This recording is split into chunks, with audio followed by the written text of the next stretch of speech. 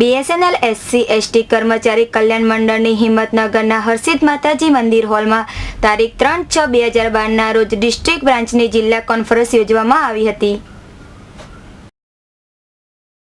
હિંમતનગરના વહીવટી DGM રાહુલ પટેલના પ્રમુખ સ્થાને યોજાયેલી આ કોન્ફરન્સમાં સર્કલ સેક્રેટરી MD મૌર્ય, સંગઠન મંત્રી દિલ્હીના અશોક પટેલ, BSNL યુનિયનના district secretary AC Shah, Jaywantkumar Rathod, અનુસૂચિત જાતિ વિકાસ નિગમના ડિરેક્ટર છગનભાઈ પરમાર તથા અન્ય હોદ્દેદારો અને સભ્યો મોટી સંખ્યામાં ઉપસ્થિત રહ્યા હતા.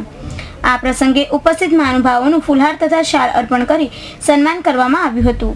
પ્રસંગોચિત ઉદ્બોધનમાં વક્તાઓએ સંગઠન મજબૂત બનાવવા, કંઈક મેળવવા માટે સખત મહેનત કરવા અને પરસ્પર વિશ્વાસ કેળવી પોતાના ન્યાયિક હકો માટે કાયદાના દાયરામાં રહી પ્રશ્નો હલ કરવા તથા સંગઠનની પ્રગતિ માટે પરિશ્રમ કરવા પર ભાર મૂક્યો હતો.